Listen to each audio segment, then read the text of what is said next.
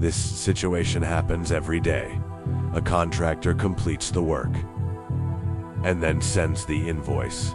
The customer looks at it and says, Wait, why is this so much higher than we discussed?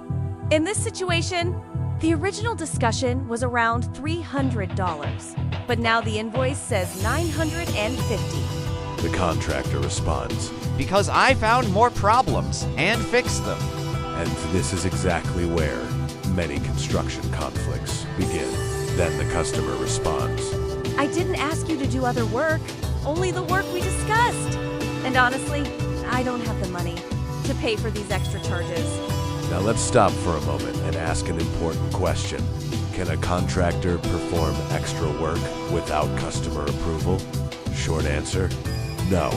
But the legal explanation is much more complicated. What should the customer do in this situation? If this situation goes to court, the customer will likely be right, and the court may very well be on her side. Here's another possible situation. Why was it $300 before, and now it's $950? The contractor responds, I called you, and you told me to do whatever needed to be done. The customer responds, Yes, I remember, but I didn't think it would cost this much. the contractor should have fully informed you about the scope of the extra work, the additional cost, and the possible final price before continuing the work. Can you refuse to pay the invoice in this situation? Now let's imagine a different situation. Why was it $300 before, and now it's $950?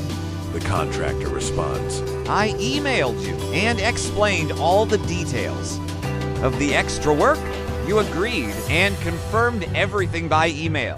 In this case, the invoice must be paid because the extra work was clearly explained, clearly approved, and properly documented. Rule number 1 clear agreement before performing extra work. The contractor should clearly explain the scope of the work, the additional cost, and the possible final price, and the customer should clearly approve it.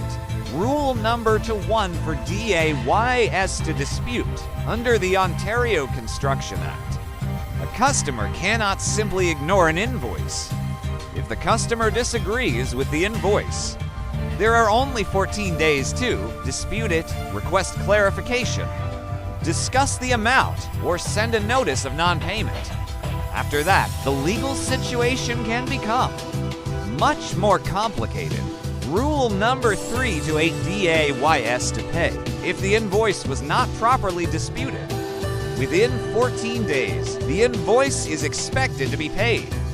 Within 28 days, under the Ontario Construction Act, ignoring the invoice completely can create serious legal problems later. That is why communication, documentation, and timing are extremely important. in the next videos, you will see discussions of real construction-related cases, real disputes, and real legal outcomes.